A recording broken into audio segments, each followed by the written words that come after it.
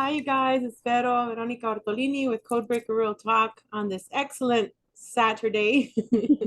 Are you just sitting Saturday. around? I'm just kidding. What did you say? Oh, is it Catterday or Catterday if you got your cat? Saturday, Caterpillar Day. And we have John Whitberg and Celestechaparro. We're waiting for Power Lady, Eve Howard, and Chad Cooper, but I don't know if they're going to show up. Um, but yeah, I think we're going to start, you guys. So I was going to tell you, I told you already personally, but I believe that if we keep telling the public our memories, maybe we'll activate something in them. And then, because we write down our dreams, which are really memories. And you never know if it could just be like one phrase or one word. And you're like, oh man, I saw that in my journal. Hold on, and then like, dude, like we're all here together to activate our memories, our mission, and then branch out and still come together. It doesn't matter how many channels we have individually or together, but we're always a family, and we start out somewhere and then we branch out. So if you guys start your own channel, I would love to be invited, right? So Yeah. anyway, go ahead, Celeste. Yeah, dude. I think that would be great for everyone just to branch out and do their own thing because then that'll probably help trigger more memories, help trigger other people's memories, and just come together as a community, because we do all need to come together and fight this BS that's going on in the world because they're trying to divide everyone. And instead of being divided, we need to be united. Divided. United, not divided. So, yeah. United we stand, I always say. Yeah, exactly. So I'll start out with, it's kind of long, but so I'm in this realm where it's actually, I think I'm like 18 or 17, 18, but I'm back where I had just moved out. It was a mobile home where my mother and father were when he was still alive. And back then we moved out of there like when I was 16. So I'm in this memory where there's a stampede going on. So if you imagine from south to north, meaning from Mexico to Phoenix, like from Nogales, Sonora to Phoenix, Arizona, there was a stampede of people and animals that were just running. And there was like this hole, like there was a hill and then a hole. And then so I rescued Kiki and Honey. And then Lola was there in black and Oh, white, my two cats and my German Shepherd. I rescued them. But before that, I was running from this evil guy. He kind of reminded me of the NAZI, the Hitler guy. Oh, And really? yes, and he was in a dark suit with a bolo tie, dude. With the business suit, but it was a bolo tie, and it had like a little bit of yellow and black there. And he had his hair parted to the side. He was like a orange, like a yellow blonde hair, and he was just real stern white and real tall. And he was tricking my cats to fight, and somehow he went through invisible shield, and he put up one of my cats, like Kiki was hanging from a tree branch, and the tree branch was kind of like, it was in another realm. It was like in Asia, or I don't know what the heck, because it was like bamboo, and there was like these things around that were like, the dividers, they were white with bamboo trees. And then when I rescued one cat, the other one would be put up hanging again, and I'm like, oh hell no. So then that's when I ran and the stampede happened. And then boom, somehow I ended up in an SUV, a green one, but it felt like my beastie. I have a 4Runner 97, very old 4Runner, and it's also green. And the windows, you couldn't see inside, but I could see everything outside from the inside. I was in the rear driver's side, and I had on a navy suit, like a suit jacket with a flowy skirt, and I had my black boots on, and my hair is curly and half up. And I have my dog and my cats there. And then I'm messing around with what do you call that? The window, the apparatus. And then I saw that I was putting up a window in the middle. So I'm like, okay, where are the men in black? If I'm supposed to be interrogated or taken or some crap, where are they? So No one was around, just me. And then I'm like playing with the window up and down, and then all of a sudden I'm running. And I'm running, and there's like these hidden walls behind this huge house that I have a lot of memories. It's like a house, but behind there, it's like a safe house. There's a kitchen, a small kitchen, and then like a laundry room, and boom, I go down the stairs, but it's actually not stairs, it's a ladder. Okay, it's like old fashioned thick wood ladder. And then a lot of people are there having fun, like eating, very, very somber, cordial. There's music playing, there's a lot of food. There's always a lot of food in my dreams because I like to feed people. After we save them, we feed them. Not only do I help your soul, but I feed your body too. So I'm there, and then I was like, what the heck? Because I see a really tall man, hair parted to the side, very, very soft, like kind of like half smile. He looks down at me and goes like that. He has a black suit with a white like flower baby's breath. He's very nice man.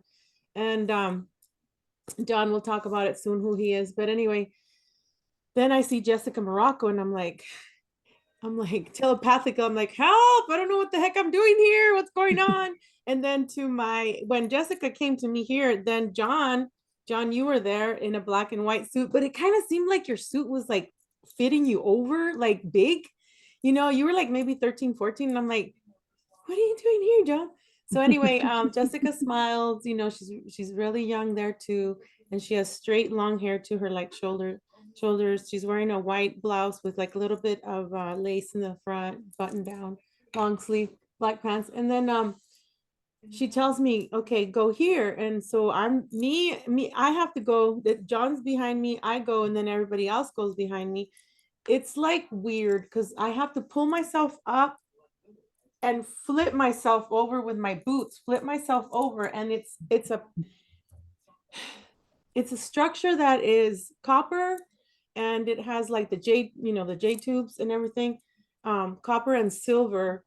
It seems like it's some kind of ship, but there's no definition to it. It's just a bunch of like if we're going on a roller coaster or something. And so I flip myself, sit down, like I guess I'm in the driver's seat, and then John's here, and then that dream ends. Okay, that with the bamboo, that could easily be Vega Prime, which is where that blonde guy is from. That Hans, Hans is his name. Uh gosh, he's really hard to talk about, but we he was for all intents and purposes my older brother. Uh we weren't really related, but I got to that planet when I was 6. He was maybe 17. And like, yeah, I don't know what it was about me that made him show me such kindness, but for a very long time he was the only person who did. So yeah, that's who that guy is. And like, if this was on that planet, wherever I was, he would never be far behind. So yeah. That is so cool. Yeah. I was gonna say I wanted to talk now about the blue being that attacked me, and then after that, John, you guys can talk about whatever you want. Um, let me see, how does this start? Okay, so I'm holding a tiny little boy. He's the one that comes out on Jungle Book, and he has straight hair down to here, and he has a tupe, and he has like a little bandana around him, no shirt.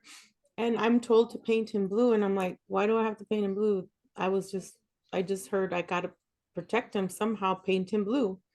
And then so I'm holding him, I paint him blue, and then later on he kind of like turns into one of my Lola's puppies, Dottie. I call her Dottie Dots. And I'm like, I have to protect this puppy. And then I see my cousin, I'm going up the stairs. There's like a hallway like a show is about to go on. She's sitting in front of a small desk, off-white desk, and she just looks at me and she wants the dog. And I'm like, why would you want the dog? You're in California. How am I? It doesn't make sense. So then this man that reminds me of someone that I'll tell you off camera. Um, he I locks I me. know I know who it is, Yeah, but I oh think. Did I tell you? no, but I just picked it up like Oh, tele. good, good. Hopefully But you. I won't say it either publicly. Just keep talking. Sorry.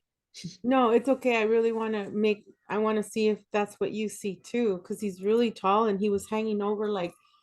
So it goes back to my mom's house. We call it the pink house, the house with the 4 bedrooms, and that's the first house we ever had. So he locks me in.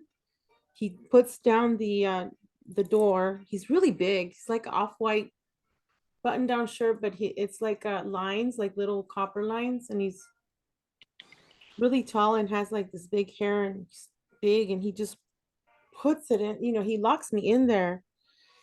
And I look behind me and boom, there comes this man that looks like a dog werewolf, blue, and he has hair, spiked hair all the way down his spine.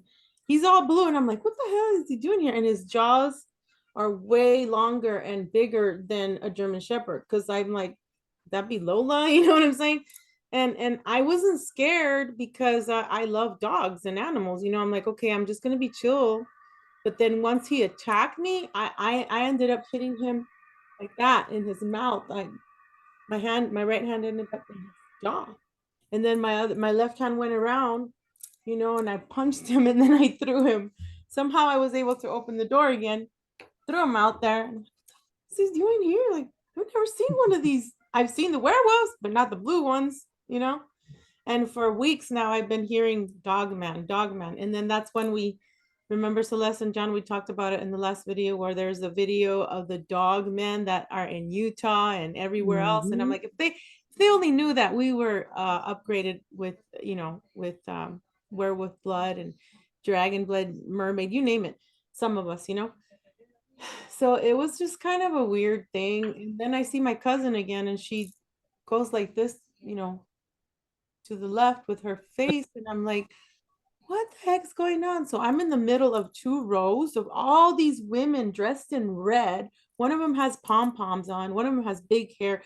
They're all kinds of ethnicities, but they're all wearing red. It doesn't matter if it's a short suit, a pantsuit, or a dress. And the man tells me, you can have anything you want. You can even have the women if you want. And I'm like, me please, like I'm not in right now, I'm not interested in, I'm celibate, I'm not interested in women. I have everything I want and need. I'm very humble, and I've been tempted before in my dreams. I've had dreams where I'm in Romania and there's a lady in front of me. She's really nice and pretty. And then there's this man that gives me a whole closet full of you name it, all kinds of wardrobe, shoes, purses, makeup, whatever I want. And then I wake up and I'm like, where is it? You know what I mean? But in this particular memory, I'm like, no thanks. And that's when that dream ended. It's just weird. But go ahead, guys. Your turn. Oh, Celeste, can I talk about this memory I had of you? Of course. Okay. So we were on this jungle planet. This is a German memory. Um, we were, and what's weird is the city we were in, it looked just like Boston, but it was in the jungle. So it's a replica, I guess. This planet, it had 2 suns. One of them was orange, one of them was white.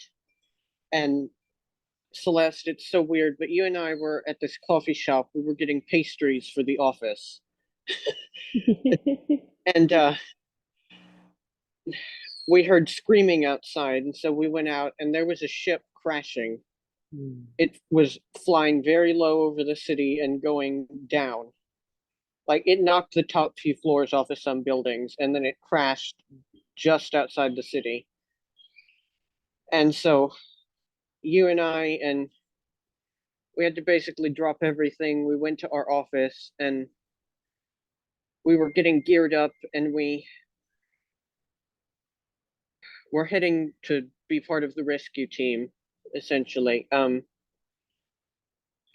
I remember having to cross this crumbling wooden bridge. It was really dangerous. It was like over this ravine, and this bridge, it clearly had not been used in like decades, probably. And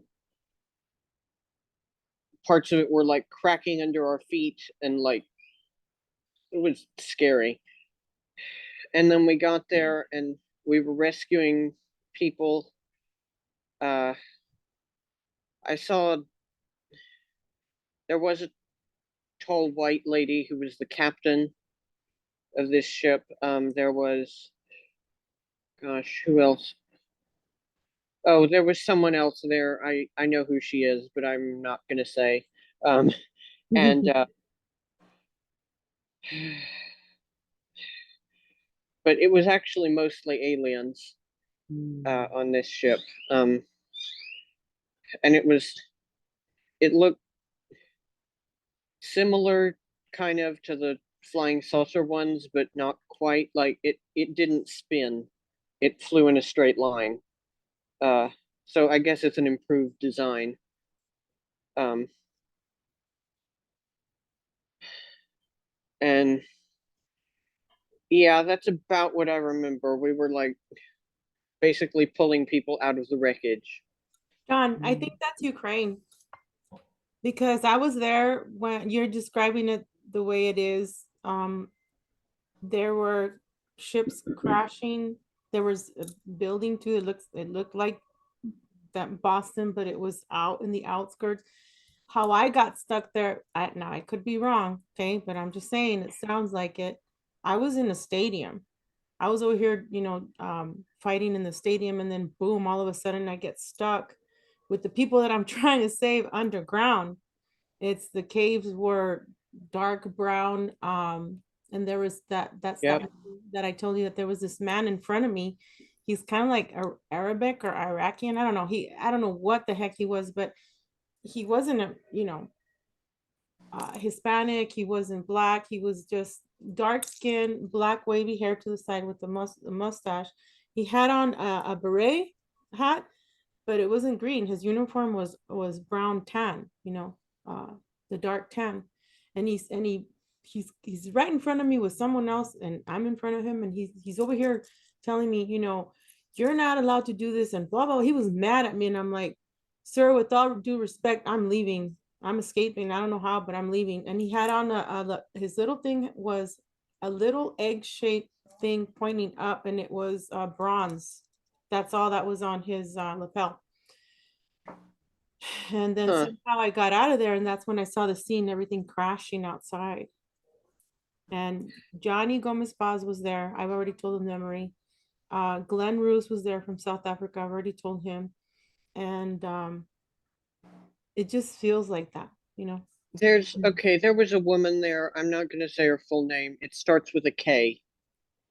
Oh, KM? Yeah. Okay. Uh, so Ukraine does kind of make sense. I've been having several memories there.